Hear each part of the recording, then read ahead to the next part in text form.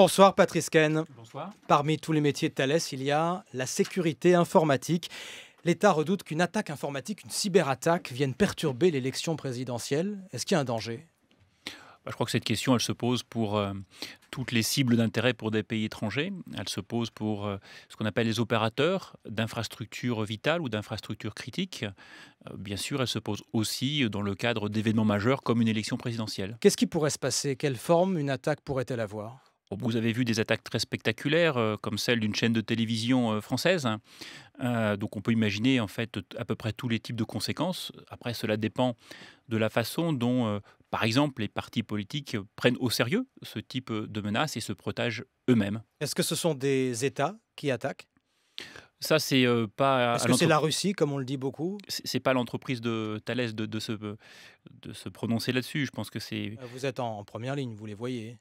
On les voit, mais c'est surtout l'ANSSI en France L'agence l'Agence nationale. nationale voilà, de sécurité des systèmes d'information, qui a compétence pour tracer ces attaques et surtout faire en sorte qu'elles ne se répètent pas.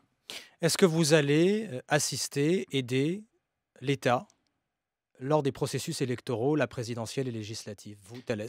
Écoutez, nous, on n'a pas été saisis de demande pour l'instant, mais nos compétences, et nous ne sommes pas les seuls d'ailleurs à être compétents sur ce domaine-là, mais nos compétences sont à disposition de l'État. L'État a des compétences pour traiter ce genre de L'État qui est questions, votre actionnaire aussi, hein. qui est aussi l'actionnaire de Thales, mais je parlais l'État cyberdéfense a beaucoup de compétences, l'ANSSI a beaucoup de compétences sur ces questions-là. Maintenant, on est à la disposition des autorités françaises s'ils désirent avoir recours aux compétences qui sont chez Thales. Dans ce domaine, vous vendez surtout des solutions de sécurité aux grandes entreprises. Que faites-vous pour elles? À quoi ça ressemble? Nous sécurisons à la fois leur système informatique dit de gestion, celle que vous avez sur votre bureau finalement, et aussi les systèmes informatiques dits industriels. On a beaucoup parlé des attaques sur les fameux SCADA, les systèmes de contrôle et commande. Vous prenez dans le domaine énergétique, vous pouvez imaginer ce que peut avoir comme conséquence une attaque informatique sur une grande infrastructure énergétique. Donc voilà, on s'occupe aussi de la sécurité informatique de ces grands systèmes informatiques industriels. Et les entreprises dépensent de plus en plus pour cette sécurité-là. Combien ça coûte un investissement de cybersécurité pour un groupe du CAC 40, Patrice Caine?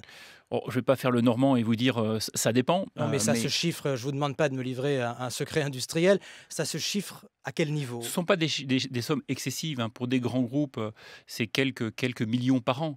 Je veux dire, comparé à des budgets d'investissement en informatique dans des grands groupes qui se comptent plutôt en quelques centaines de millions par an, ces chiffres ne sont pas colossaux. Par contre, ils sont vus par un certain nombre de groupes souvent comme étant quelque part des dépenses non productives. Alors, c'est de moins en moins le cas. Les entreprises comprennent que ne pas le faire, c'est pire que de le faire. Mais c'est vrai qu'il y a encore quelques années, c'était vu comme une contrainte. Vous venez de publier des résultats financiers qui sont en hausse. L'an dernier, plus de 900 millions de bénéfices pour 15 milliards de chiffre d'affaires environ. Qu'est-ce qui vous rapporte le plus aujourd'hui? Est-ce que c'est la défense, la bonne vieille défense, Patrice Caine?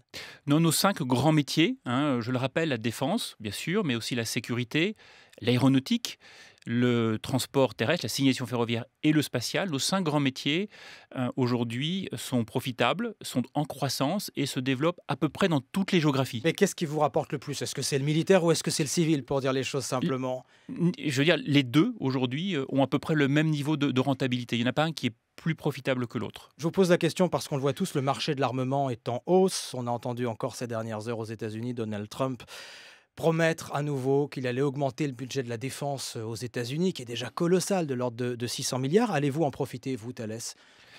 Alors concrètement, on est, nous, déjà très exposés à des marchés qui ont toujours été très dynamiques, comme le Moyen-Orient, comme l'Asie du Sud-Est. Quand on parlait des primes, entre guillemets, des marchés de défense, c'était avec des yeux européens. C'est vrai que l'Europe n'investissait plus dans sa défense depuis la chute du mur de Berlin, depuis les dividendes de la paix.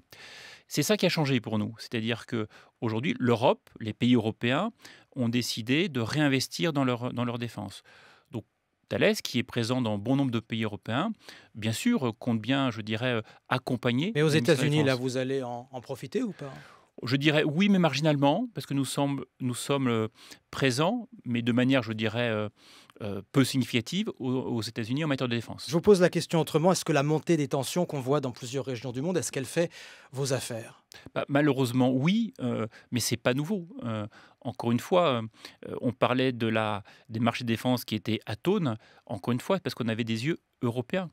Mais vous prenez les pays du Moyen-Orient, vous prenez l'Arabie saoudite, ce sont des pays qui n'ont Oui, jamais les marchés arrêté de défense d'investir massivement. ont continué. Est-ce que vous produisez toujours des missiles, par exemple, les fameux Crotale, Absolument, tout à et fait. vous allez continuer? Oui, c'est une activité qui est stratégique pour le gouvernement britannique. Notre usine est installée à Belfast et bénéficie d'un fort soutien du gouvernement britannique. À côté de ça, il y a vos activités civiles aussi, l'hyperconnexion, y compris dans les avions, des avions de plus en plus connectés. Qu'est-ce que ça change pour les passagers? Il y a une vraie rupture technologique qui est en train d'arriver, qui est ce qu'on appelle vraiment le haut débit, mais je veux dire pour de vrai, dans les avions. Nous avons noué un partenariat très important avec le premier opérateur satellite au monde, SES, de manière à apporter le même débit que vous avez à la maison, avec la fibre par exemple, dans les avions. Et donc, vous accédez aussi aux données des passagers. Bah, les Qu'est-ce que vous passagers, faites depuis là? leur fauteuil, depuis leur siège, Ouais. pourront télécharger leurs films, regarder de la vidéo, jouer en ligne, faire du streaming. Tout ce que vous faites à la maison, vous pourrez le faire aujourd'hui à bord des avions. Et que faites-vous alors des données que vous collectez à bord des avions dans le cadre de ces connexions? Ce sont d'abord les compagnies aériennes qui collectent ces données. D'abord, elles les collectent déjà dans les centrales de réservation. Elles les collectent aussi au travers des programmes de frequent flyer, hein. Et puis aussi demain au travers des données que vous-même vous générez au travers des systèmes de Ça fait beaucoup de multimédia. données, ça. Ça fait beaucoup Absolument. de données personnelles, Ouais. Patrice Ken. Alors les compagnies aériennes se Comment posent est-ce la que vous pouvez question. garantir la confidentialité de ces données, vous qui êtes chargé de les Ouais. protéger? C'est Big Brother toujours la menace derrière. Oui, enfin, faut pas non plus fantasmer. Ces données appartiennent aux compagnies aériennes, hein. Donc, ce sont les compagnies aériennes qui se posent la question: comment créer de la valeur avec ces données? Comment apporter un meilleur service aux passagers finalement? En, je dirais, devançant, leur goût, leur choix en termes de films, en termes de consommation, en termes, de duty free par exemple. Donc on est capable de les accompagner sur ces questions-là grâce à nos compétences de big data et bien sûr, il faut sécuriser aussi, toutes ces transactions ou ces échanges. Patrice Ken, le PDG de Thales, après ses résultats records de 2016. Merci à vous. Merci.